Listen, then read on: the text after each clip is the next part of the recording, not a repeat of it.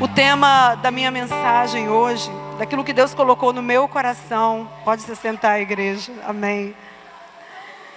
É com muito temor e tremor que eu venho diante dos irmãos falar sobre, não um tema, né, Marcelo, mas sobre Deus, né? Sobre o Espírito Santo de Deus. O Espírito que aparece aí no relato de Pentecostes, no dia da festa também chamada festa da colheita, festa das semanas, a festa de Pentecostes. E Jesus, depois que foi assunto aos céus, disse, como promessa aos seus discípulos, que viria sobre eles o Espírito Santo, que eles ficassem juntos, reunidos, porque desceria sobre eles o Espírito Santo, amém? Então eu ouso falar sobre essa pessoa da Trindade, que é aquele que nos acompanha, aquele que vive em nós, é aquele que nos move, é aquele que nos faz chorar, que nos faz levantar as mãos, aquele que nos faz calar, ou que nos faz vibrar na presença de Deus. O Espírito Santo de Deus, que desde muito criança eu aprendi a amar e também aprendi a buscar. Eu fui criado no contexto de uma igreja batista chamada Renovada, né? Exatamente por quê? Porque havia uma linha batista mais tradicional e a linha renovada, né? Que era aquela que acreditava mesmo na efusão dos dons do Espírito Santo para hoje, para os nossos dias, né? E nesse contexto onde eu fui educada, criada, né, na palavra, na Bíblia, parte da minha vida antes de vir para cá, eu tive algumas experiências com o Espírito Santo, como aqui também. E essas experiências marcaram profundamente a minha vida e a minha história. E aí eu falei com Derões, Derões, eu preciso falar sobre o Espírito Santo, né? Sobre essa pessoa da Trindade tão maravilhosa que habita em nós e que, infelizmente, irmãos, nós temos visto nos nossos dias tanto fogo estranho, fogo fato, né? Fogo estranho no altar.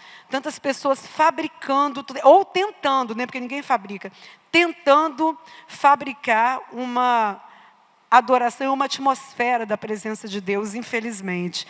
Mas que Deus tenha misericórdia de nós. Nós temos muitos recursos hoje, isso aqui são todos recursos, instrumentos que a gente usa para tocar, né? Como esse microfone, como as cadeiras que nós temos aqui, né? Como esse espaço, recursos que Deus vai nos dando. Mas eu fico imaginando os irmãos da igreja primitiva naquele tempo, que não dispunham de tantos recursos como nós temos hoje. Hoje nós temos uma ferramenta muito, muito gigante, que é a internet, né, que nos ajuda a estar em todos os lugares que nós quisermos, sem irmos até esses lugares, ou sequer, né, conhecermos esses lugares, mas nós podemos estar lá em tempo real, inclusive, né? E eu fico imaginando o que esses irmãos não fariam se eles tivessem a metade dos recursos que nós temos hoje, né? Então, o Espírito Santo de Deus é quem moveu e é quem move, amém? E eu quero que você caminhe comigo por essa mensagem, porque foi muito difícil fazer essa mensagem. Foi muito difícil para mim, por quê? Porque o tema dessa mensagem é: não deixe a chama apagar.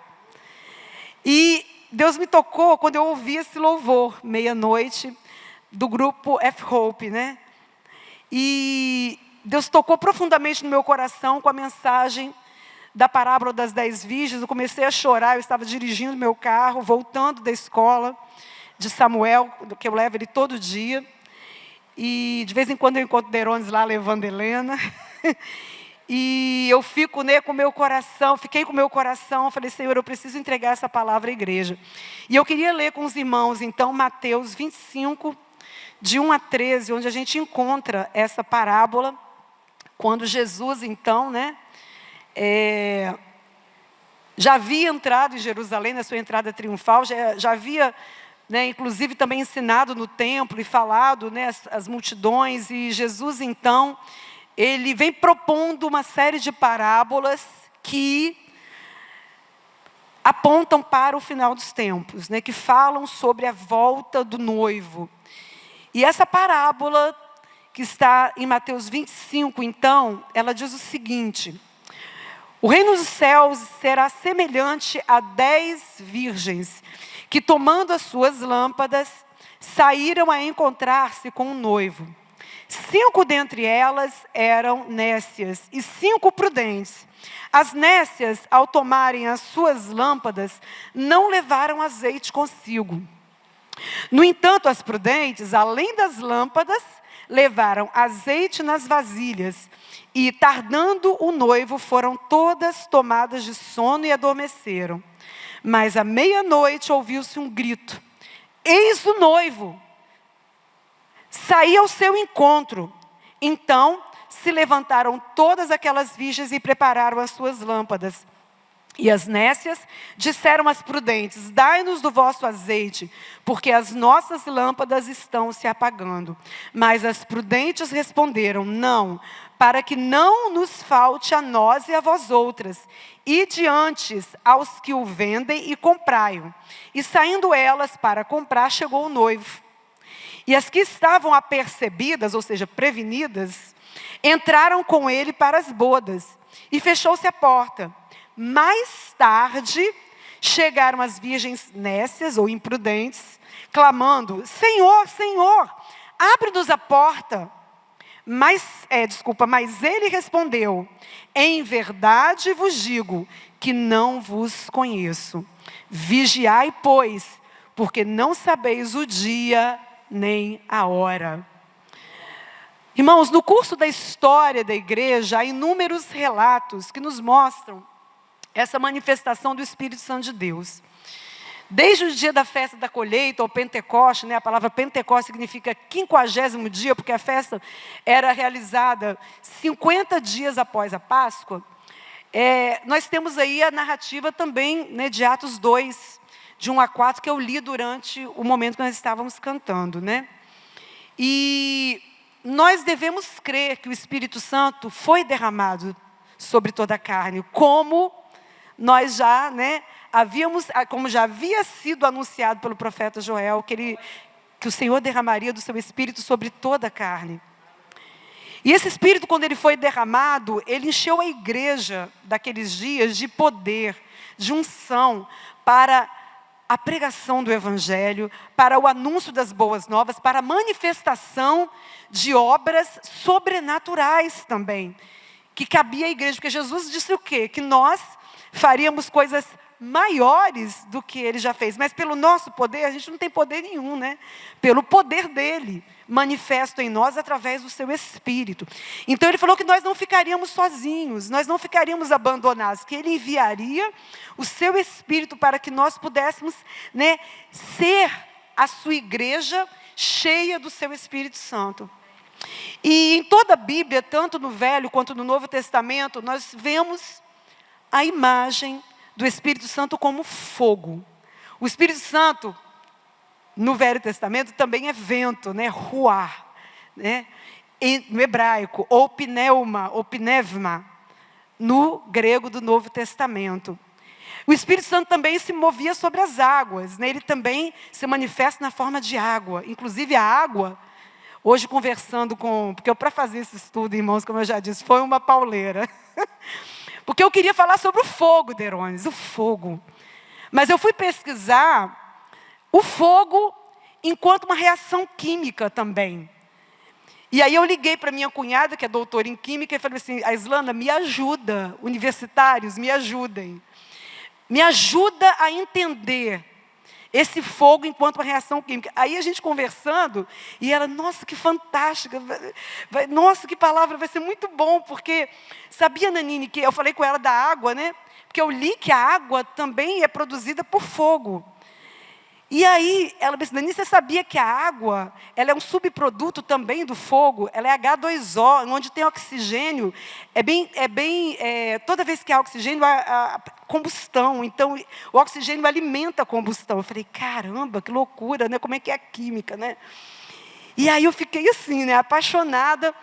E a gente vê que no Velho Testamento e no Novo, o Espírito Santo de Deus toma a forma de fogo. Esse fogo que está lá em Atos 2, no hebraico, no grego é pir.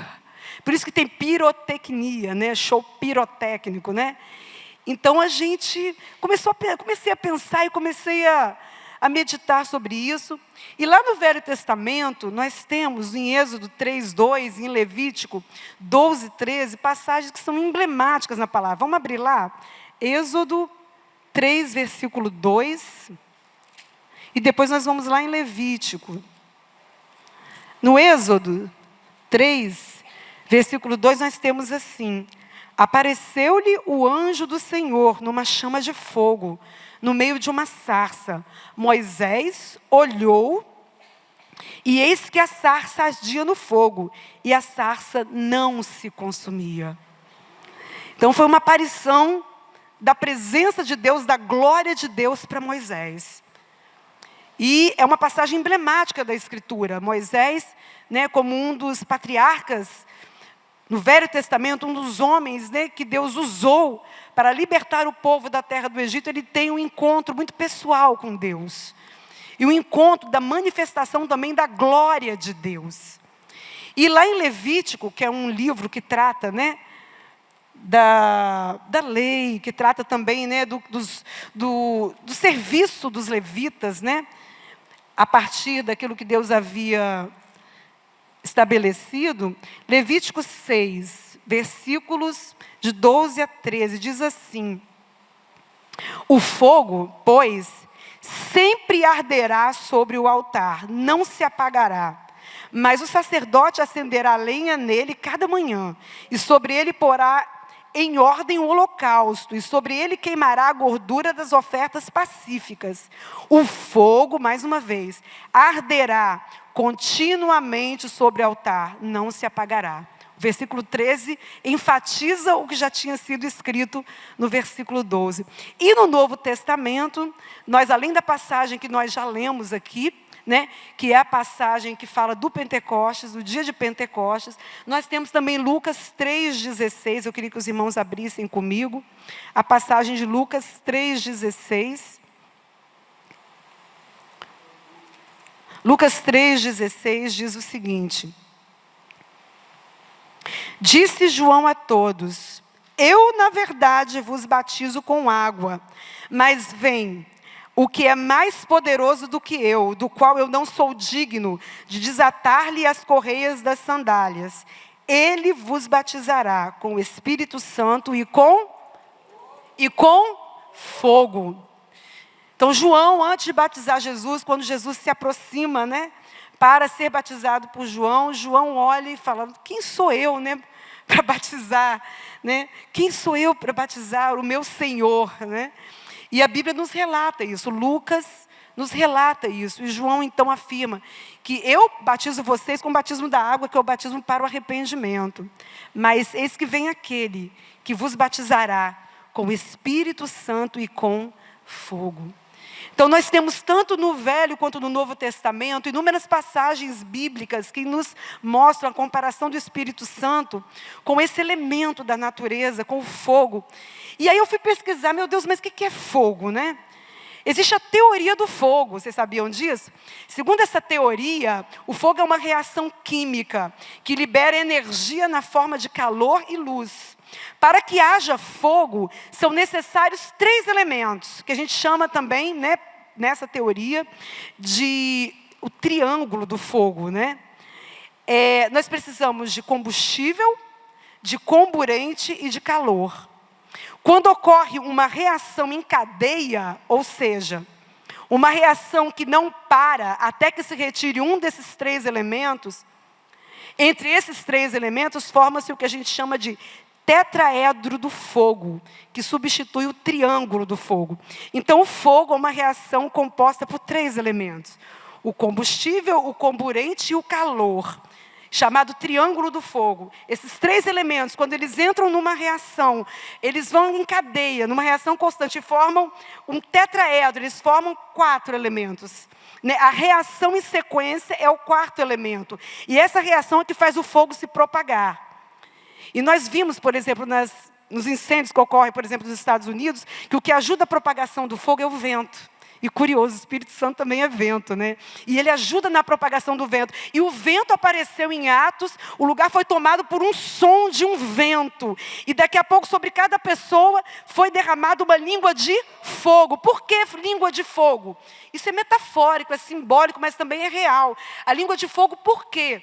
Porque as línguas se alastraram e as línguas eram variadas. Porque todos ali eram cidadãos da Galileia, porém as pessoas que estavam visitando a cidade naqueles dias de festa, de outras localidades, de várias regiões, disseram, mas como é que eles são de uma só nacionalidade? A gente os vê falar, cada um numa língua diferente. Eu ouço falar na minha língua, o outro ouve falar... Gente, isso é coisa de Deus. Isso é coisa do Espírito Santo de Deus. É o inexplicável de Deus, né? Então, o fogo é esse processo químico, porque envolve a transformação de substâncias, de algumas substâncias em novas substâncias, com liberação de muita energia. E a mudança na composição química desses materiais envolvidos pode produzir, por exemplo, dióxido de carbono, a gente ouve muito falar do monóxido de carbono, dióxido de carbono, a própria água, que é o subproduto, ou as cinzas, né? Então, o fogo, quando eu não sou química, né? Eu estudei química como todo mundo aqui, mas eu não sou dessa área. Mas eu fiquei tão fascinada, porque eu fiquei assim, meu Deus, quais são as propriedades do fogo? Então, o fogo é uma reação exotérmica, porque libera energia na forma de calor. Aí eu fiquei pensando no Espírito Santo de Deus, meu Deus. O Espírito Santo, quando vem sobre uma pessoa, é uma força tão grande, é algo tão sobrenatural que aquilo move outras pessoas, vai se alastrando no meio das pessoas. Eu comecei a fazer minhas analogias, né? Depois, o fogo, outra propriedade, ele é uma mistura também de gases. As chamas são compostas de dióxido de carbono, vapor de água, oxigênio e nitrogênio. Então, por isso que tem o oxigênio compõe também, né? Aí tem o H2O, por quê? Porque é hidrogênio com oxigênio. Ainda é 2 moléculas de hidrogênio, a gente estudou, e uma de oxigênio. Eu falei, caramba, olha que coisa louca. Apresenta temperatura elevada, porque a relação da combustão produz temperaturas altas. Vai você acender um fósforozinho, vai lá colocar o dedinho, né? Vai queimar, porque a temperatura é muito alta. Apresenta uma emissão de radiação eletromagnética, porque emite luz e calor na forma de radiação. Então, ele emite luz e também emite calor, como o Sol, né? E as pessoas que pesquisam o Sol, né, os astrofísicos, eles falam que no Sol há várias explosões, né? Há várias explosões. Quanto mais perto do Sol, mais quente. Então, quanto mais perto do Sol, há menos vida. Por quê? Porque aquele calor consome, né? Aquele calor não deixa ficar vivo também, né? Enfim, e apresenta reação em cadeia, sustenta-se por uma série de reações que liberam esse calor. E, por fim, a propriedade do fogo também, ele pode propagar-se. Pode ser propagado por meio de uma condução, uma convecção ou uma irradiação. A condução nós temos. Muitas vezes você vai jogando, né, a gasolina e tal. E se você colocar um fogo ali, ele vai fazer aquele caminho, né? Então, ele é conduzido também por aquele caminho, né? Esses dias, a perto de casa, pegou fogo num poste, né? Teve um problema lá, pegou fogo no poste, todo mundo saiu correndo para a rua e tal, né? Aí, Augusto estava com Camila, né? Augusto, né, irmão do Marcelo, estava fazendo Pilates com Camila. Aí Augusto, Nani, fica tranquilo, ligou para mim, porque Camila, eu avisei a ela, fica tranquilo, porque eu já trabalhei com isso, esse fogo aí não vai se alastrar, não, porque o medo era se alastrar, porque nos fios já existe, né, uma proteção que não permite que ele se alastre muito. Que bom, né? A gente não sabe dessas coisas, né? Mas fogo é fogo, né? A gente tem medo do fogo. A gente também tem medo do fogo, né? Enfim. Então, diante dessas conclusões que eu cheguei a respeito do fogo, eu vi que é possível afirmar o seguinte, que o fogo surge do invisível ao homem para o visível em sua manifestação. Conversando com a minha cunhada, ela falou assim, Nanine, o fogo é uma emissão também do infravermelho. Os nossos olhos não conseguem enxergar o infravermelho, os raios, né, infravermelhos, nessa reação. O que a gente vê é fogo. E nada mais assombroso ou nada mais invisível do que o Espírito Santo de Deus. Alguém consegue ver o Espírito Santo de Deus? Você consegue ver o Espírito Santo de Deus? Eu posso ver, né, sob a forma da vida do outro, né, da santidade, né, manifestações, mas através de alguém. mas ver a pessoa do Espírito Santo, não. Você pode ver o vento, você pode ver o ar, você pode ver o oxigênio? Não. Você pode ver o que está por trás do fogo, esse infravermelho? Não. Seus olhos não conseguem enxergar.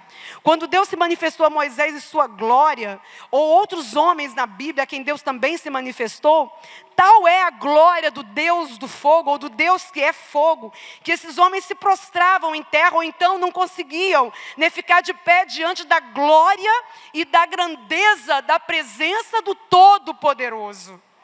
Quando nós passamos pela experiência do enchimento do Espírito Santo, muitas vezes nós não conseguimos nos conter diante dessa presença majestosa, dessa presença tremenda, que é a presença do Espírito Santo de Deus, na nossa vida ou na vida dos irmãos. E não dá para não falar também da importância do fogo na história da humanidade. O fogo foi fundamental para a sobrevivência dos primeiros seres humanos. Permitiu que eles cozinhassem os seus alimentos, tornando esses alimentos mais fáceis de serem digeridos e fornecendo mais energia para o seu corpo. Além disso, o fogo também era fonte de calor e luz, protegendo as pessoas do frio e de predadores noturnos. Essa proteção e o aumento da disponibilidade desse calor, né, contribuíram para, muitas vezes, o crescimento da população humana. Então, primeiro, o fogo também é uma ferramenta, né?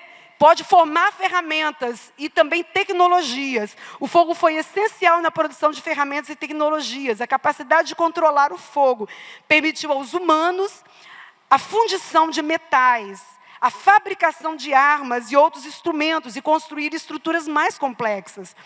Se você for à casa, né, de uma casa de fundição, você vai ver lá a manipulação de metais em altas temperaturas, né? A produção de metais em altas temperaturas, a produção de ferramentas e de armas e de outros, né, utensílios nessa alta temperatura que é a temperatura do fogo. Outra importância do fogo é o impacto social e cultural que ele trouxe à nossa espécie.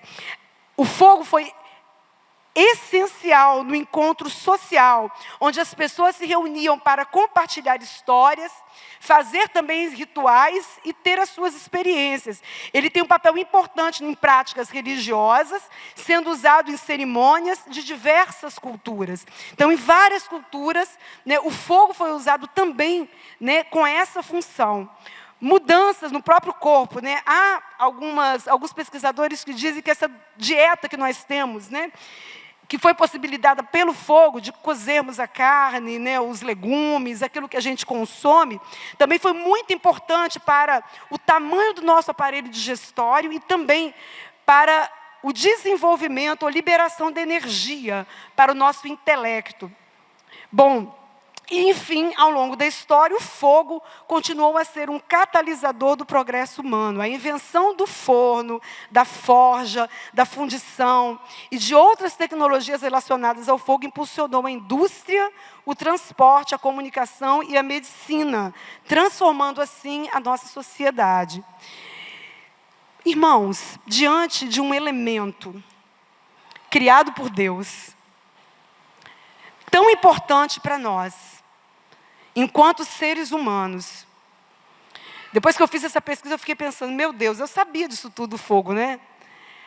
E eu fiquei pensando assim, o Espírito Santo de Deus, tantas vezes na Escritura, ele é comparado ao fogo, né? Como eu disse aqui.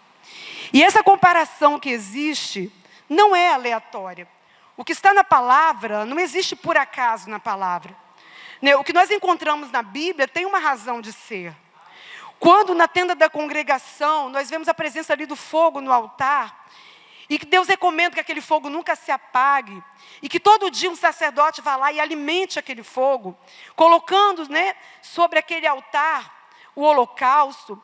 Eu fico imaginando que Deus, quando a tenda da congregação naquele momento, representava o lugar onde Deus habitava, o lugar onde Deus estava. Dentro da tenda havia um candelabro, né, também chamado menorá. né? E esse candelabro, que é um castiçal, ele ardia sempre, dando iluminação, trazendo iluminação. E ele ficava diante da mesa, do lado sul, diz a palavra. A mesa que tinha os pães da propiciação. Então eu fico pensando assim, né, se Deus, né, na sua sabedoria do Velho Testamento, lendo o Velho Testamento, à luz, né, daquilo que nós temos também no Novo Testamento, se naquele ambiente Deus não deixava que o fogo faltasse, por que muitas vezes na vida da igreja hoje, nós não vemos tanto assim a manifestação da presença do Espírito Santo de Deus? O Espírito Santo de Deus está conosco? Você crê que o Espírito Santo de Deus está com você? Eu creio. Eu creio que desde o momento que eu aceitei Jesus, né, desde o momento que eu fiz minha confissão de fé, que eu deixei Jesus entrar na minha vida, o Espírito Santo de Deus entrou em mim e começou a fazer morada em mim. E Ele me transforma e me transformou e tem me transformado em casa de Deus. E Ele tem nos transformado nessa casa, nesse lugar de habitação de Deus. Mas muitas vezes nós nos distraímos tanto, com tantas coisas, que nós deixamos de lado essa presença poderosa de Deus e não atentamos para essa presença, irmãos. E é sobre isso que eu venho falar aqui nessa noite. No temor e no tremor do Senhor. Eu venho dizer que nós precisamos, nós carecemos, nós necessitamos da presença do Espírito Santo de Deus. Não é só uma vez por ano. Todos os dias nós precisamos sentir, percebermos, sermos testemunhas em nós e nos nossos irmãos da presença do Espírito Santo de Deus. E essa é uma verdade que muitas vezes não tem sido pregada nos púlpitos das chamadas igrejas hoje. Por quê? Porque as pessoas querem fabricar presença de Deus. As pessoas querem fabricar emoção. As pessoas querem fabricar manifestação. E eu não venho falar aqui de um fogo estranho, porque fogo estranho Deus rejeita, Deus não quer. Deus quer o fogo que vem dEle. Quando Elias estava ali diante dos profetas de Baal, o que aconteceu quando Elias clamou? Os baalins clamaram, falaram, não aconteceu nada. O fogo que veio do céu lambeu tudo, acabou com tudo. Deus se manifestou em forma de fogo. Materialmente em forma de fogo. Então, hoje em dia, eu uso fogo e eu vejo o uso do fogo em tantas coisas. O fogo queima a lenha, o fogo acende o gás da nossa cozinha pela combustão, do combustível dos carros. Na nossa célula, sabia que a presença ali dessa combustão, chamas de uma vela, eu trouxe uma vela aqui. Queria pedir o Eli para acender essa vela aqui para mim. Aqui, ó, combustão acontecendo. Fenômeno, né? Isso aqui é uma velhinha. Isso aqui é combustão. Glória a Deus. Acendeu na vela.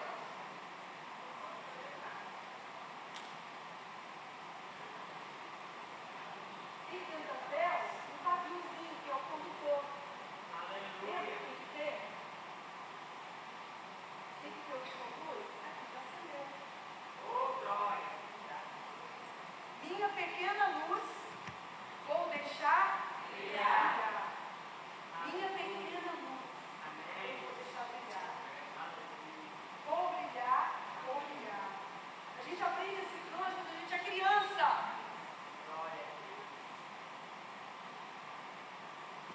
Desculpa o pessoal aí do vídeo. Minha pequena luz, eu vou deixar brilhar. Criança, nós aprendemos esse cântico. Nós somos pequenas luzes, Lude, na presença de Deus. Para iluminar as trevas, para iluminar esse mundo tão carente da presença de Deus. Quando eu coloco, eu ganhei ontem nessa velhinha, um mimo, um presentinho. Quando eu coloco essa pequena velhinha nas minhas mãos, eu estou remetendo a quê? Eu estou remetendo a essa luz, a essa combustão, esse resultado de combustão, da presença do fogo nesse meio aqui. Lá, na parábola das virgens, eu vou apagar, né, porque enfim. Na parábola das virgens, o que aparece lá são lamparinas. Aí, eu não sou boba, né, pedi a Joanice, você tem aí alguma coisinha que lembra lamparina lá do Velho Testamento e do Novo Testamento? Nanine, eu tenho. Isso aqui, eu tenho uma candeia, serve. A candeia é um pouco maior, a lamparina cabia na palma da mão, assim, menorzinha. Essa aqui também cabe, mas né, eu já pego com mais dificuldade. E era exatamente como está aqui, irmãos. Esse biquinho, onde ficava, né, um paviozinho que geralmente era de tecido, de linho. Aqui dentro era colocado o quê? O que faz o fogo pegar, Jennifer? O óleo, o azeite. Era derramado aqui dentro, Valti Júnior. E aí acendia-se o fogo, aquele azeite alimentava essa chama. E era isso que as 10 virgens tinham que alimentar, Genesi. Era isso que elas tinham que alimentar. Elas tinham que ter essa lâmpada, essa candeia, essa lamparina nas mãos, para que quando o noivo chegasse, para chamá-las, irmã Cléo, para a festa, e nós vamos estar lá, né, irmã Cléo? Vamos estar lá dançando na presença de Deus, amém? Quando o noivo chegasse para a grande festa, que elas pudessem entrar para o banquete do Cordeiro, para as bodas do Cordeiro. É muito bom ilustrar a nossa mensagem com esses elementos. Por quê? Porque fica muito visível a nós, Pérez, aquilo que Deus quer falar conosco. Veja que um objeto tão singelo, tão simples, fez uma diferença tão grande, Derones, naquela parábola, né, que Jesus, então, descreveu algo sobre o final dos tempos. Eu vou colocar também aqui, né? Com muito cuidado, porque o irmão Jonísio me emprestou com muito carinho, né? Então, irmãos, depois a gente entender o que o fogo é, o que o fogo pode fazer, eu pergunto. A gente pode extinguir o fogo? Claro, eu dei um soprinho aqui, o que aconteceu? Apagou. No momento que eu soprei, apagou. Não foi? A gente pode extinguir o fogo. Há 3 formas de extinguir o fogo. Pelo resfriamento. No resfriamento a gente elimina o calor. Um exemplo, né, é o uso da água. Você chama o corpo de bombeiros, vão levar o quê? Uma mangueira gigante com muita água, muita potência de água, para apagar o fogo. Não é isso? Então, é a técnica do resfriamento, Genesi. Você apaga o fogo resfriando o fogo. Pergunto, na nossa vida, pode haver um esfriamento? Pode. Infelizmente, esse Deus que é grande, que é fogo, o Espírito Santo de Deus que se manifesta como fogo, muitas vezes pode sim. E o que acontece é isso. Nós mesmos esfriamos a presença desse Espírito Santo de Deus em nós. Não que ele deixe de estar em nós, né? Ele está em nós. Mas a manifestação dele, da presença dele em nós, aí, se a gente ficar nessa constante, o que acontece? Vem a apostasia, vem o esfriamento total. Não extinguais o espírito, como diz lá no texto, né? Ou enchei-vos, né? Não vos embriagueis também com vinho que é a contenda, mas enchei-vos do Espírito Santo. Então, esses textos nos mostram o quê? Que é possível extinguir. E é possível, inclusive, você também alimentar o Espírito Santo de Deus, né? Enchei-vos. Então, isso é muito importante. Outra forma, vamos colocar assim, outro modo de eliminar o fogo, abafando. O abafamento é outra técnica. No abafamento, a gente elimina oxigênio. Eliminando onde tem oxigênio, pode haver combustão. Então, se eu eliminar o oxigênio, o que vai acontecer? O fogo também pode apagar. Como eu uso também do gás carbônico, né, para essa finalidade. Vocês já viram momentos ou situações em que tentam abafar a presença do Espírito Santo? Vocês já foram testemunhas disso? Já. Acho que todos nós já fomos testemunhas. No momento que o Espírito Santo vem e de uma forma maravilhosa ele começa a agir e começa a fazer. Aí não sei por que cargas d'água, vem um fulano, uma fulana e... Não, peraí, não pode ser assim não. Aí vai abafando, aí vai abafando, aí vai abafando. Abafa a banca, né? Como dizia lá aquele docinho lá da Bahia. Abafando, abafando. Irmãos, muito cuidado. Nós devemos ter muito cuidado.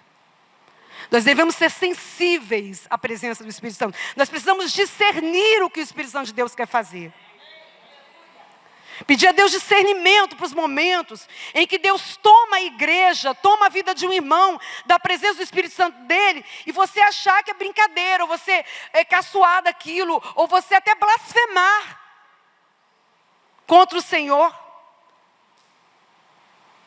Isso é muito perigoso, porque o Espírito Santo de Deus se move, ele age, ele faz. A terceira forma de extinguir o Espírito Santo é o isolamento.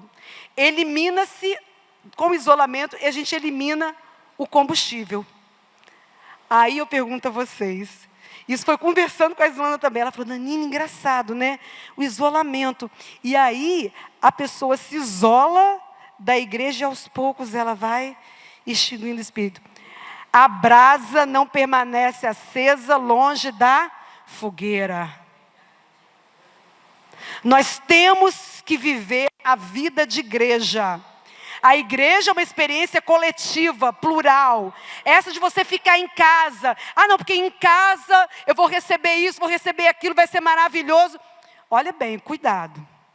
Eu sempre me lembro do irmão Valtinho, né, que ele falava, você fica em casa, é? Você tem que vir orar aqui, vem para a vigília, vamos orar. Você pode orar 24 horas do seu dia, mas na hora da vigília, vamos vir orar juntos. Vamos estar juntos.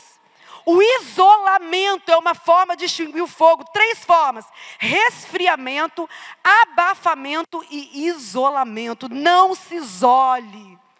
Tem gente aqui com os mesmos defeitos, até piores do que você tem. Às vezes você tem piores do que as pessoas que estão aqui.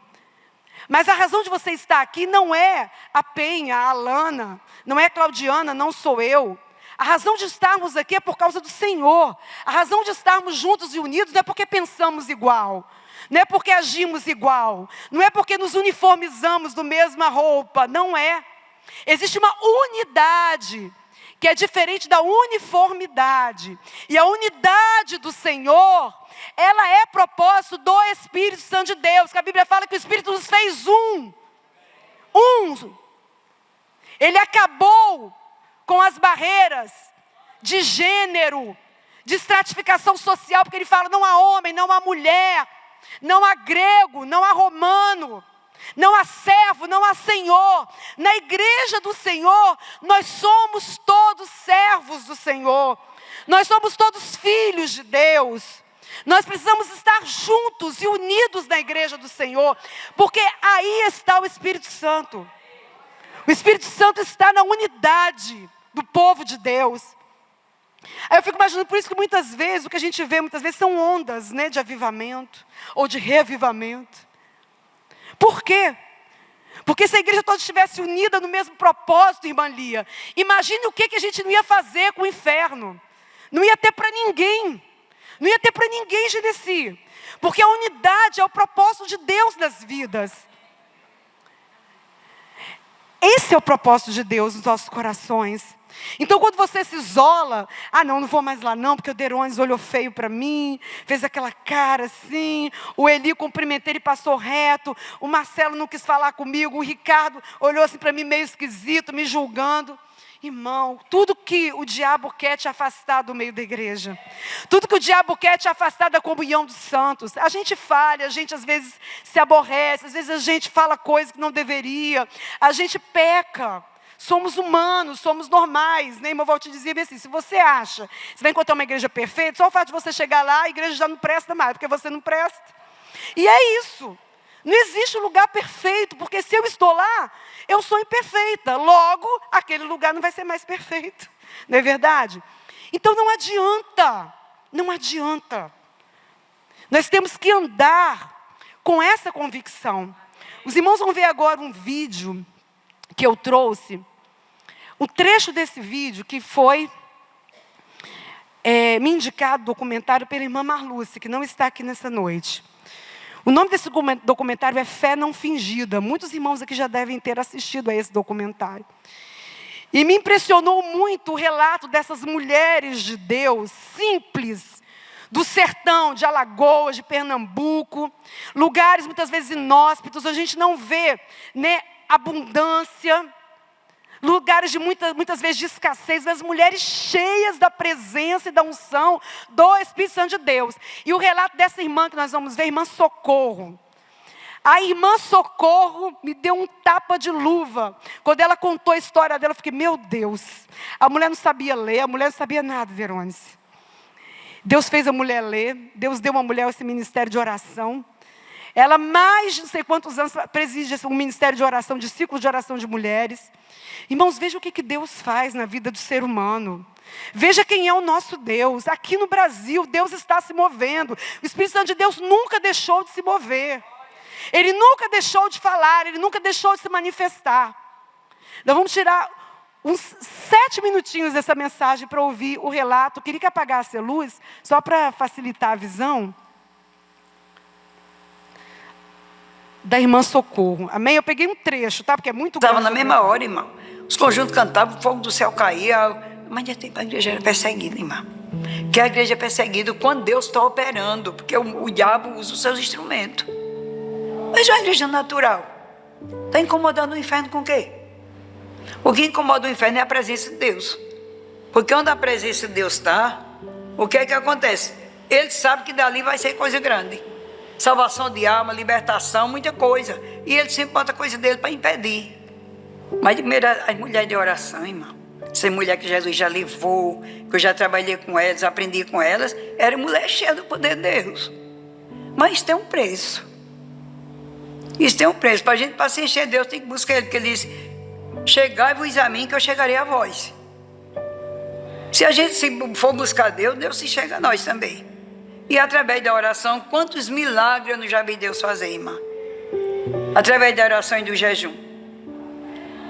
Eu posso contar um que ele fez? Quando eu tenho um menino em casa, mas ele com 14 anos de idade, ele levou uma furadinha no pé. Essa furada que deu no pé dele, eu pensava que não era nada que tinha sido com uma pontinha de pau, como uma furadinha do bico de agulha. Com 7 dias, esse menino amanheceu tão doente. O pé inchado, eu mandei postar, deram uma injeção nele contra o teto. Quando foi com 12 dias que eu me levantei, minha pessoa, você vê a situação que estava esse menino, o pé dessa grossura. Eu corri para o hospital da FAP, aqui no Bar do Bodogongó mesmo. Chegou lá, tem médico que examinou ele disse, olha, não tem solução. Daí para outro hospital. Vou levar para o Tagino. Quando cheguei lá, os médicos entraram na sala e examinaram ele, chegaram para mim e disseram, olha mãe, a gente vai ficar porque é a nossa obrigação, mas não tem solução não. Mas também não me dizia o motivo. Depois botaram lá no UTI, e eu fiquei indo lá, ia de 10 horas da manhã, ia de 4 da tarde. Saiu o médico 10 horas e dizia, mãe, tem solução. Saiu de 4 do meu jeito. Então eu chamava minhas filhas, passava a noite todo dia de joelho, numa reserva que tem na igreja, que fica vizinha à minha casa. No outro dia jejuava até a hora que aguentava, corria para lá de 10, voltava do mesmo jeito, que eu ia de 4, e eu sei que foi 9 dias essa peleja, de 9 a 10.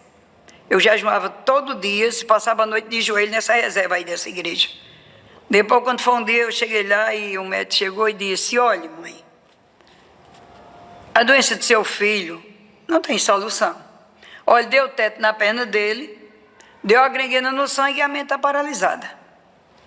Então, realmente não tem solução. Está ali dos aparelhos, mas nós, Deus, assim, ó, tirou os aparelhos, a gente não lhe garante vida. Depois vim embora para casa.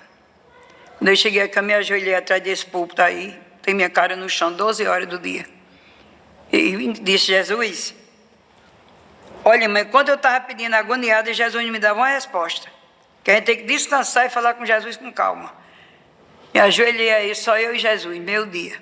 E disse, Jesus, olhe, Senhor, eu amo meu filho, mas eu vou te pedir uma coisa, leve ele, que eu nem quero ele louco, nem quero aleijado, nem paralítico. Então, Jesus, se há de o Senhor curar meu filho, para fazer a minha vontade, para ele ficar numa situação difícil, leve. Pois Jesus me tomou e disse, mulher, eu nem vou levar teu filho, nem vou te entregar ele louco, nem aleijado, nem paralítico, vou te entregar ele sã como ele nasceu. Agora volta àquele lugar, daquele povo que sabe materialmente, e diz a eles, faça o seu trabalho, que é sobrar aí quem vai fazer é Deus.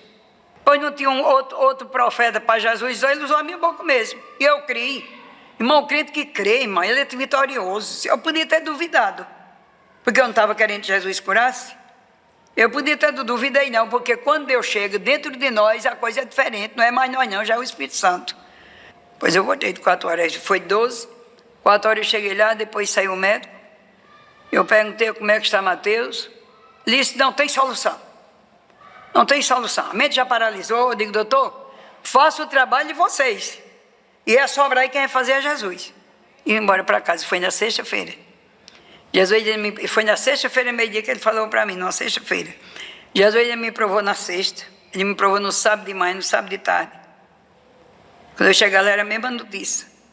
Agora eu não estou bem lembrada se foi no mesmo domingo ou se foi na segunda de noite.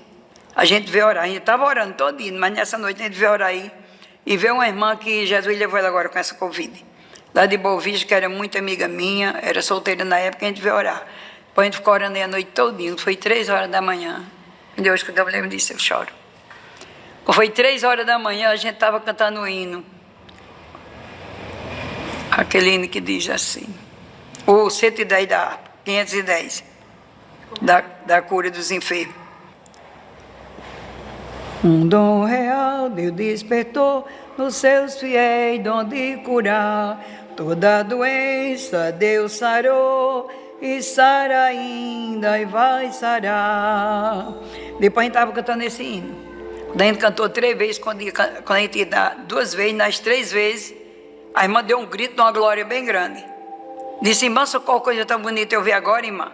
Irmã, desceu um jovem de branco aqui, as vestes dele clareou mais do que o claro da lâmpada, lhe entregou um vaso de azeite. Eu vi, irmã Socorro. Quando ele entrou no hospital Antônio Itagina, eu vi quando ele rodou o trinco da porta do UTI. Foi lá onde seu filho estava e derramou um vaso de azeite na cabeça dele. Isso era 3 horas da manhã, viu? Depois eu disse, pronto, Jesus curou ele agora. E a alegria de 3 horas da manhã até o dia amanhecer, dá 9 horas para correr para lá, para ver ele curado. Depois eu fiquei com menina até da hora de pôr o ônibus ali. Quando eu ponho o ônibus para ir para o Altagino, eu ia dentro do ônibus, eu chorava, cantava hino espiritual, dava glória a Jesus. O povo do ônibus olhava, outro olhava. Mas a minha alegria era tão grande que eu creio que Jesus naquela hora tinha curado meu filho. É tanto que quando eu cheguei lá e entrei correndo do hospital, o porteiro nem me disse nem nada do porteiro. E ele ficou olhando. Quando eu cheguei na porta, o UTI, um médico saiu e disse, doutor, como é que está Mateus Nóbrega? Ele disse, Mateus Nóbrega é a mãe? Eu disse, sou. Ele disse, pela madrugada, voltou a mente dele, está chorando a foto na enfermaria, minha filha. Eu saí correndo desse hospital. Eu falava língua estranha, pregava para as mães, aceitem Jesus para Jesus curar os filhos de vocês também. E Jesus curou meu filho, minha filha. Praticamente está morto, eu mesmo tenho ele como ressuscitado. E no crente que amém. Eu trouxe o relato da irmã Socorro. Eu poderia trazer o relato de outros irmãos que estão aqui no nosso meio, porque Deus faz maravilhas, continua fazendo, fez, fará, porque Ele é o mesmo hoje, ontem e será eternamente. Mas esse relato e outros relatos de outras irmãs nesse documentário me chamaram tanto a atenção, outros relatos, que eu fiquei assim, Senhor, o que o Senhor pode fazer por nós? E quantas vezes nós não nos apresentamos diante da Tua presença, porque não oramos, porque nos esquecemos da oração, porque podemos fazer 1000 coisas durante o dia, mas orar, nós não tiramos 10 minutos que seja para oração. O milagre que aconteceu na vida dessa irmã, tão simples, mas tão cheia da presença de Deus, foi com o joelho dobrado, irmãos. Foi orando na madrugada. Foi, como ela disse ali, como eles costumam dizer, pagando o preço. Esse pagando o preço não é preço da cruz não, porque você já foi pago. Mas é se apresentando diante de Deus para a oração e dizendo, Senhor, eu coloco diante de Ti esta causa, Senhor. Eu não tenho mais a quem recorrer. Os médicos já disseram que a mente está paralisada. O tétano já tomou conta do corpo do meu filho, não tem mais jeito. E aí Deus usa alguém em visão, revelando que um anjo naquele momento tinha derramado azeite lá dentro da UTI na cabeça do filho daquela irmã, do Mateus Nóbrega. E a irmã Socorro disse então que ele foi curado. Irmãos, irmãs, esse é o nosso Deus. Esse é o nosso Deus, o Deus que é fogo, o Deus que é Espírito Santo, que tem poder. O Espírito Santo de Deus, quando ele se manifesta em poder. Assim como o fogo tem poder, o Espírito Santo de Deus se manifesta em poder. E lendo então essa passagem, essa parábola, eu falei, Senhor, por que o Senhor aqui usou uma parábola com o fogo, com a chama? É para representar a presença, do Espírito Santo na igreja. As 10 virgens aguardavam o noivo. Não eram só 5, eram 10 que aguardavam o noivo. Essas virgens, no texto lá, no original, eram virgens mesmo, mas elas simbolizavam naquele momento ali a igreja do Senhor, a noiva que o aguarda, a noiva que anseia, que espera por ele.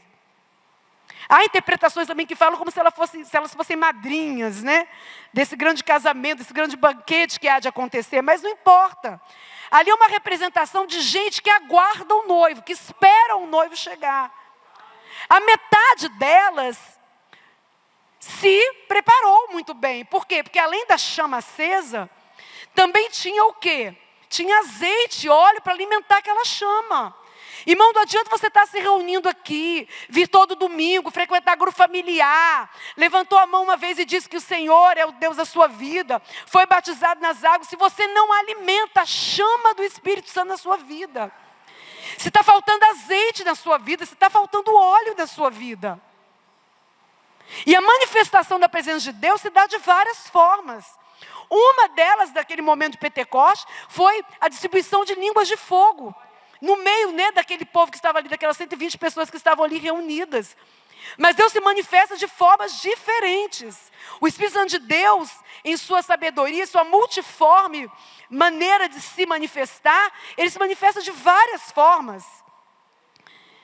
E ao ouvir o relato dessa irmã, eu me lembrei de tantos irmãos e tantas irmãs que eu conheci na minha infância, em minha vida, que me marcaram profundamente, porque não eram pessoas que tinham grande cultura ou tinham grande conhecimento aos olhos do mundo, mas eram pessoas profundas em Deus. Pessoas cheias da presença do Espírito Santo de Deus. E essa presença tão forte era que tomava, né, o lugar onde elas estavam, as coisas que elas faziam eram sempre algo muito ungido. É diferente quando você vê alguém falar na unção. É diferente quando você vê alguém cantar na unção. É diferente quando você vê alguém pregar na unção. É diferente quando você vê alguém num grupo familiar abraçar na unção de Deus. Te abraçar. Uma vez eu cheguei aqui tão arrasada, irmãos. Eu levei um abraço de uma irmã. Vocês sabem nem quem ela é, né? Adora abraçar a gente. Irmã, gente, me deu um abraço tão forte que eu saí daquele abraço restaurada. Eu saí daquele abraço feliz, me sentindo amada por Deus. Deus tem te usado assim? Você tem sido instrumento do Espírito Santo de Deus na vida das outras pessoas? Porque o Espírito Santo de Deus é fogo, mas ele também é fogo que consome. Porque o fogo, ele ilumina, o fogo aquece, o fogo purifica e o fogo se propaga. Tanto no Novo quanto no Velho Testamento, nós temos vários exemplos do fogo de Deus iluminando, aquecendo, purificando e se propagando. O fogo de Deus é assim, como o fogo dos homens, mas muito mais e muito mais potente, porque Ele é o próprio Deus. Porque o Espírito Santo de Deus é Deus. E Ele tem todos os atributos de Deus, como Deus.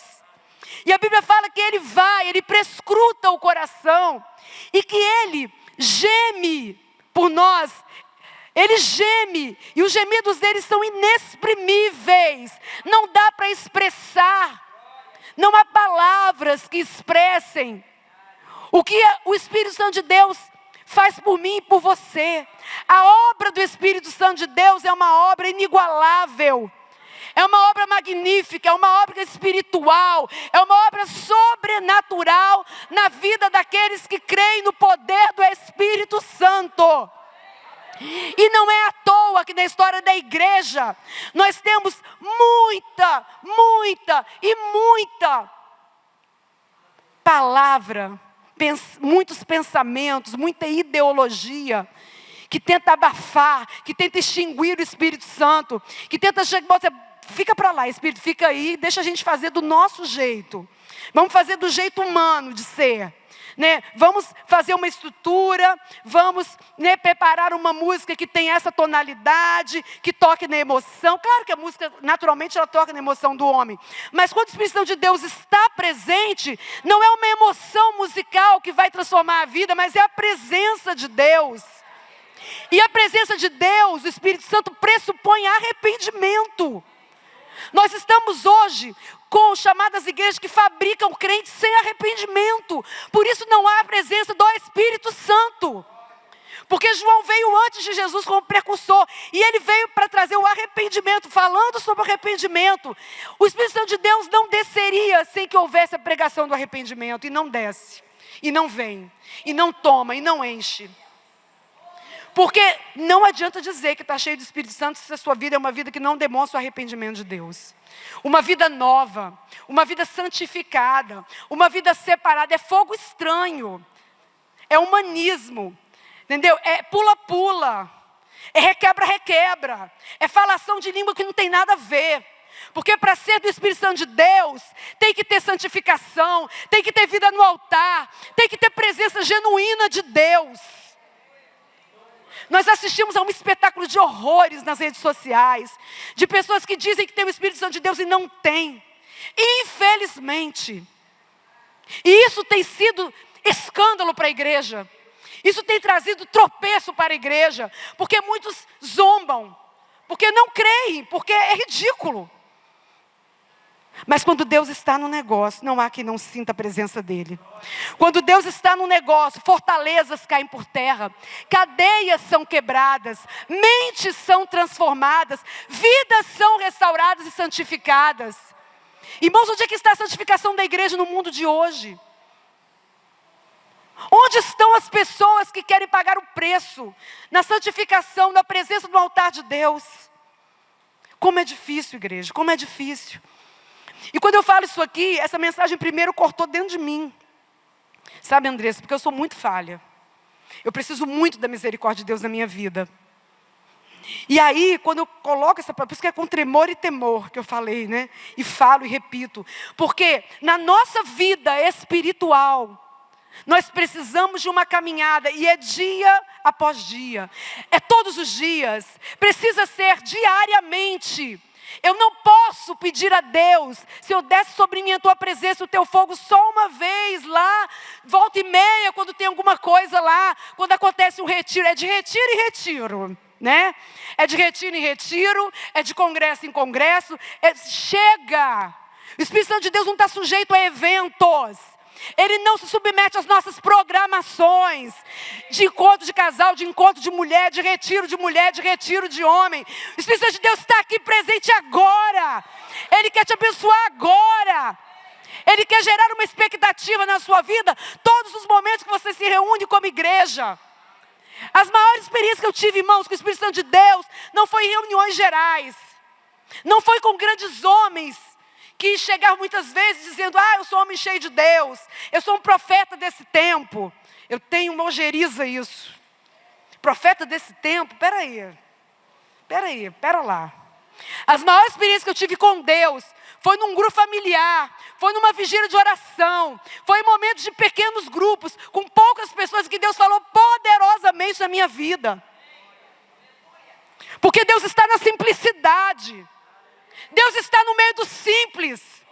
Deus se manifestou no meio do simples, não no meio dos arrogantes. Aos soberbos Ele rejeita. É o que diz a palavra dEle. Nesse texto, eu já estou terminando, de Mateus 25. Eu pude aprender muitas coisas. Eu pude aprender que é preciso ter combustível suficiente para a chegada do noivo. Não adianta, se não tiver azeite, vai ficar do lado de fora. Vai ficar do lado de fora, é Jesus que está falando, não sou eu. Tem que ter combustível, Claudiana, sempre na sua vida. E quando você sentir que o combustível está faltando, vem e pega. Porque é no meio da igreja que o azeite está. É no corpo de Cristo que o azeite está presente. E Deus dá liberalmente, porque Ele diz que vocês que são maus, pedindo, né? Vocês sabem dar boas dádivas aos filhos de vocês, quanto mais vocês pedirem a mim. O problema é que hoje as pessoas estão pedindo, sabe o que, Cristina? Carro, emprego, não sei o quê. Elas não pedem o Espírito Santo. Senhor, me enche o teu Espírito Santo para eu pregar, para eu abrir minha boca, para eu estar lá na reunião da Igreja Vitória, levando meu visitante todo domingo, para eu ser cheio do grupo familiar, para eu não ir para o grupo familiar e ficar lá dormindo, esperando que alguém fale alguma coisa para me motivar, sabe? Eu conheci um homem que era cheio de Espírito Santo, irmão Valti. Eu conheci uma mulher cheia de Espírito Santo, irmã Castorina. Eu conheci mulheres e homens cheios de Espírito Santo, como o Aguilar, que era um homem que você ia conversar com ele, ele tinha coisa de Deus para te falar o tempo todo. Não era baixaria, não era pilhéria, não era gracinha, era coisa de Deus para edificar a sua vida. Gente que entrava num quarto, fechava a porta para estudar, para meditar na Bíblia, para orar, para jejuar. Hoje ninguém quer isso. Hoje a igreja não quer isso. A igreja não quer orar, a igreja não quer jejuar, a igreja não quer ler a Bíblia e coloca um monte de empecilho quando é para fazer isso. Agora está lá com o dedinho lá na rede social o dia inteiro. E depois quer ir para o banquete, quer ficar naquela mesa bonita aqui, que a irmã um dia falou sobre ela. Vai para o banquete como? Como é que você vai para o banquete? Você vai ficar comendo migalha, porque você não está buscando a presença do Senhor. Deus está pronto para te dar, irmão. Deus está pronto para te dar, irmã. Abre o seu olho, enxerga em nome de Jesus. O combustível não pode faltar. É preciso compreender que a chama precisa ser alimentada. Principalmente quando você não sabe o que vai acontecer. Alguém aqui sabe quando Jesus vai voltar? Ninguém sabe. A gente cantou isso aqui, só o Pai sabe. Nem o Filho, nem os anjos, né, Célia, que estão ali na presença de Deus sabem. O noivo estava para chegar, Mary, aí disse que ele se atrasou um pouco. Parece que, né, houve alguma coisa que adiou a chegada dele, porque elas adormeceram. As 10 virgens dormiram. Aí quando gritaram que o noivo estava chegando, elas despertaram. E aquelas que já tinham lá o seu azeite prontinho, já foram, né? Vou botar mais azeite aqui, vou, né? Botar essa lâmpada aqui para funcionar, a lamparina. As outras, ai, me dá um pouco do seu azeite, porque o meu está para acabar. Não, se a gente der para vocês, vai faltar para a gente. Não é hora disso. A hora que era para elas abastecerem de azeite, elas não quiseram abastecer. Deixaram para trás. Aí na última hora, queriam azeite. Aí o Espírito Santo de Deus, não é assim não. É difícil nesse texto, né? É complicado. É preciso ouvir o grito da chegada do noivo. É preciso ouvir. Quem tem ouvidos, ouça o que o Espírito diz às igrejas. É o que está lá em Apocalipse. O que aconteceu com a igreja de Laodiceia? Porque ela não era nem fria, nem quente, ela era morna. Meu Deus, quanta mornidão espiritual hoje. Quanta gente morna, insossa, não é sal de coisa nenhuma, não está iluminando nada, é uma mornidão, é um gelo, uma geladeira.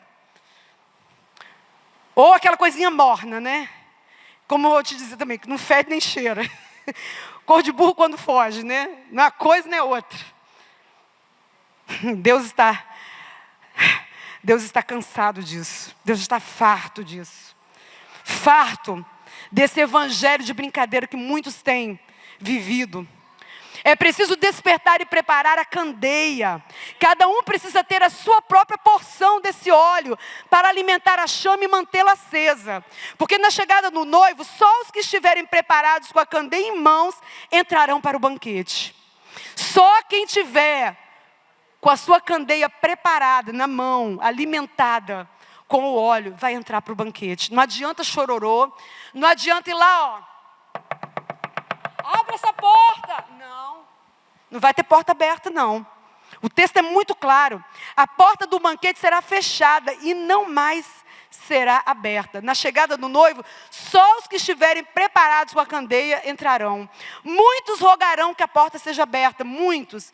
Mas aquele que não alimenta a chama do Espírito receberá uma dura resposta. Qual é a resposta que está aí no texto, irmãos? A verdade é que não as conheço. Por isso que eu falei que era com temor e tremor. Misericórdia de mim. Misericórdia de nós, Senhor. Dá-nos, Senhor, de buscar o teu óleo, Senhor. Enquanto há tempo de buscar o teu óleo, enquanto o teu Espírito Santo está entre nós, enquanto ele está aqui presente, pronto para dar de si. Porque ele está em nós, ele está no viver diário da igreja. E Ele se manifesta em nós. Muitas vezes você está aqui, irmãos. Quantas pessoas gostariam de estar nesse momento, nesse lugar, com liberdade para louvar a Deus? E estão em países onde o evangelho não pode ser pregado. Elas não podem sequer cantar um hino alto. Quanto mais tocar uma guitarra, quanto mais tocar numa bateria. Não existe essa possibilidade. E Deus está fazendo um rebuliço nesses países. Por quê? Por quê? Porque o povo está ali sincero, mesmo com a perseguição, está buscando, está adorando, está servindo o seu Deus com alegria. E nós que podemos gritar, cantar a plenos pulmões, aquilo que Deus fez por nós, o seu amor, a sua bondade, nós sequer nos dispomos a estar aqui numa sexta-feira, numa vigília. Mas eu estou orando em casa. Está nada, você não está orando em casa não. Você não está orando em casa, me desculpe, não está não. Porque quem ora em casa, ora aqui, ora em qualquer canto, em qualquer lugar. E mesmo que esteja orando em casa, e mesmo que esteja orando no seu dia a dia, que é uma bênção, você viver, né, ligado com Deus, o momento de estar com a igreja é muito importante. De estar com os outros irmãos é muito importante, é precioso. Eu lembro quando eu cheguei aqui para a Igreja de Vitória, eu ficava contando os dias, Genesi, da reunião de domingo. Eu amava estar na reunião geral. Como era bom chegar naquele Aristóbulo, né? E, meu Deus do céu, como era maravilhoso descer a ladeira ali de Sião, depois subir outra ladeirinha, ia lá para aquele salãozinho, aí aquele cântico bonito, os irmãos cantando, louvando a Deus. E eu chegava com meu coração alegre da presença de Deus, da presença viva de Deus. E para fechar essa mensagem nessa noite, que muito me custou, os irmãos viram que era muita informação, as virgens imprudentes quebraram a reação em cadeia, ou seja, elas desfizeram o tetraedro do fogo, ao não terem mais um dos elementos para a alimentação da chama, ou seja, o azeite. Isso é muito perigoso. Pois precisamos manter a chama acesa, aconteça o que acontecer. Precisamos queimar pela presença de Deus. Precisamos ansiar por Ele e pelo seu Espírito. A igreja, como expressão de Deus na terra, não pode viver sem a presença do Espírito Santo. Grandes homens da atualidade, grandes mulheres, gente que a gente conheceu, gente com quem a gente viveu e aqueles com quem a gente não viveu, nomes da história afirmaram coisas maravilhosas a respeito de uma das práticas espirituais que nos faz ser mais cheios da presença de Deus, que é a oração. E aqui agora eu quero dar um enfoque final para a oração. Sem oração não há unção. Sem oração não tem como. Não tem como. A oração é o seu momento com Deus, ou é o momento da coletividade com Deus. Na oração, a oração não é só pedido, tá? Isso aqui é uma forma, é súplica, pedido também é uma forma de orar.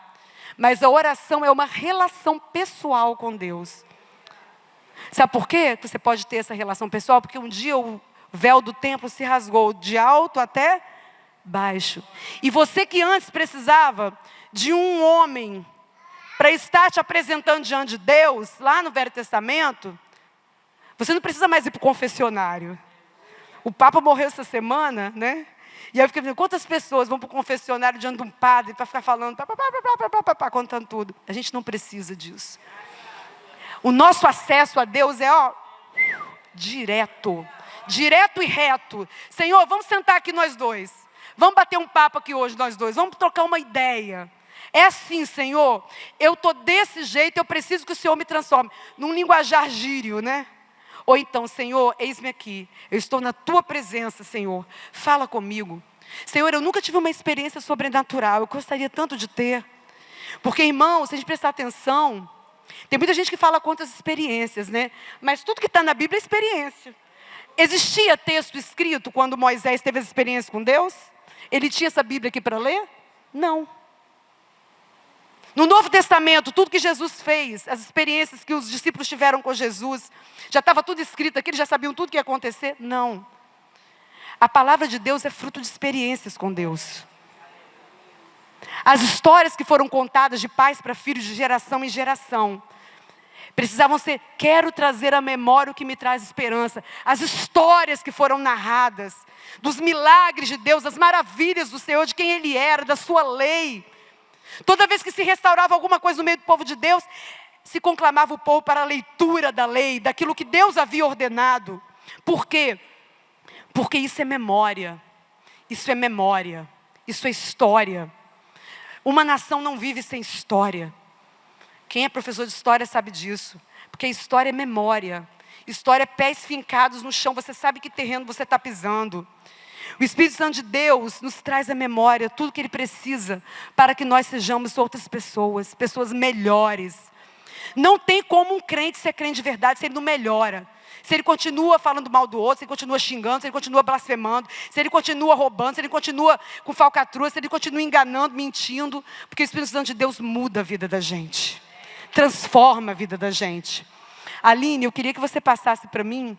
Vou fechar, com essas... Vou passar pelos 12 pensamentos de 12 homens e mulheres de Deus, Dr. Edwin Orr tornou famosa essa seguinte afirmação: nenhum grande despertar espiritual começou em qualquer lugar do mundo, além da oração unida, cristãos orando persistentemente pelo reavivamento. Interessante da palavra, pelo reavivamento.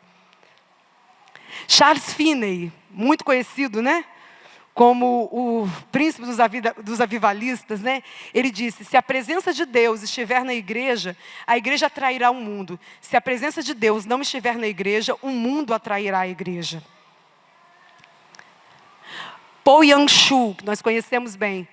Você poderia remover a pregação poderosa de nossa igreja e ela ainda continuaria. Você poderia remover a administração da pastoral através do sistema de grupos de células ou grupos familiares e a igreja continuaria. Mas se você remover a vida de oração de nossa igreja, ela desmoronaria. Charles Spurgeon: sempre que Deus deseja realizar algo, Ele convoca seu povo para orar. Mude. Aqueles que deixam a mais profunda marca nesta terra amaldiçoada pelo pecado foram homens e mulheres de oração. Jamais viu o Espírito Santo de Deus atuar onde o povo do Senhor está dividido. Mude. Como se começa um avivamento na igreja? Uma vez perguntaram a ele e ele respondeu: acenda uma fogueira no púlpito. Porque ele era um pregador, O irmão Hernandes Dias Lopes, numa das pregações que eu ouvi há pouco tempo, diz assim: a igreja é uma fogueira acesa para resplandecer a glória de Deus. Amém. Billy Graham, muito famoso: avivamento não é descer a rua com um grande tambor, é subir ao cavalo com um grande choro. John Wesley: ponha fogo no seu sermão, ou ponha seu sermão no fogo. Evan Roberts, do avivamento no país de Gales: o avivamento é a resposta do céu para a apostasia. Amanda Smith, uma mulher negra escravizada que marcou sua geração por ser uma mulher de oração e uma grande evangelista no seu tempo: podeis fazer a vossa consagração absolutamente completa e absolutamente para sempre. Uma consagração temporária não merece resposta divina. Essa entrega deve ser, está enterrado, deve ser total e absolutamente sincera, isto é, de todo o coração. Eu entreguei tudo e foi então que o Espírito Santo veio e encheu de vez toda a minha vida. Madame Guillaume, uma francesa, uma grande mulher de Deus: o único caminho para ser perfeito é andar na presença de Deus. E por fim, William Seymour, que é o irmão que foi um dos precursores lá no avivamento da Rua Azusa. Ele disse assim: posso dizer, por meio do poder do Espírito Santo, que onde quer que Deus consiga um povo que se una em um acordo e uma somente na palavra de Deus, a plenitude do Espírito Santo cairá sobre eles, como na casa de Cornélio.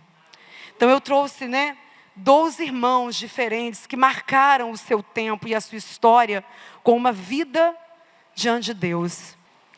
Nós vamos louvar ao Senhor com um cântico.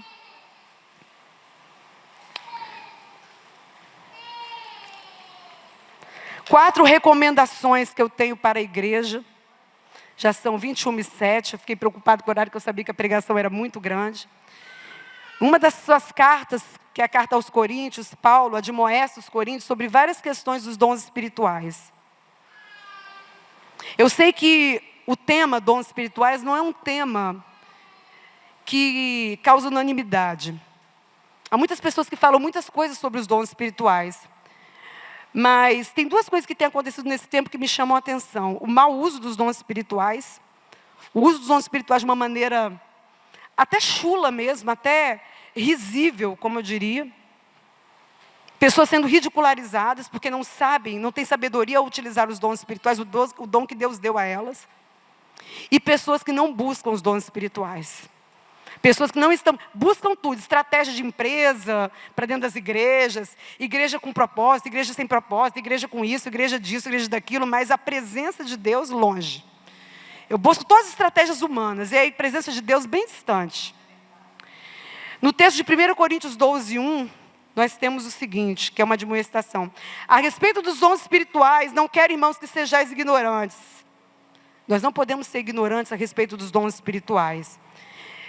No versículo 31, Paulo diz o seguinte: entretanto, procurai com zelo os melhores dons. No mesmo livro, Coríntios 14, versículo 1, nós temos: segui o amor e procurai com zelo os dons espirituais, mas principalmente que profetizeis. Profecia está faltando na igreja. A igreja precisa de profecia. A igreja precisa da palavra profética. E por fim, 2 Timóteo, que é uma carta de despedida, de Paulo, ele está chegando ali ao fim da sua carreira e ele tem em Timóteo um grande amigo, para além de irmão também. Na segunda carta de Timóteo, no capítulo 1, versículo 6, ele diz o seguinte a Timóteo: por esta razão, pois, se admoesto, que reavives o dom de Deus que há em ti pela imposição das minhas mãos. Ele fala: Timóteo, eu estou chegando no fim da carreira. Você vai continuar essa estrada. Então reaviva esse dom que está dentro de você. Irmãos, irmão Valtir já se foi. Irmã Castorina já se foi. Irmão Vitor já se foi. Minha avó, meu avô, Celso. Quantos irmãos passaram aqui com dons maravilhosos, que serviram a igreja com esses dons? Quem ficou aqui? Nós. Quem Deus quer usar hoje? Nós. Quem Deus quer usar hoje para pregar, para falar, para evangelizar, para trazer gente aqui para a reunião, para falar do amor de Deus, para testemunhar do seu poder? Nós. Esse povo, esse barro aí que está aí mesmo, meio torto, meio retorcido, e que Deus vai colocando no lugar, porque Ele é o oleiro. Ele que tem essa função de colocar as coisas no lugar. Nós não somos nada. Ele quer que nós sejamos brasas vivas nas suas mãos. Não deixe a chama apagar. Não deixe essa chama se extinguir dentro de você. Não abafe o Espírito Santo. Não isole o Espírito Santo. Em nome de Jesus. Porque o Espírito Santo de Deus é vivo e é presente. E Ele quer se manifestar. Ele quer se manifestar no meio do seu povo. Ele quer curar. Ele quer restaurar vidas. Ele quer fazer algo novo nos nossos corações. Muitas vezes nós não nos abrimos por causa da nossa incredulidade, por causa da nossa frieza, por causa da nossa indiferença à presença dEle. Mas Ele está vivo. E nessa noite a convocação que eu faço é: não deixe que essa chama se apague dentro do seu coração. Viva uma vida que seja um testemunho da plenitude do Espírito Santo. Ah, mas ninguém consegue viver 24 horas cheio da presença de Deus. Pega o trânsito para você ver se você fica cheio da presença. É verdade, Ali você fica, naquela... Mas Deus não te chama para ser 100% perfeito, sob a sua própria ótica, mas sob a ótica dEle. Deus te chama para ser novo na presença dEle. E Ele quer te usar, Ele quer te transformar.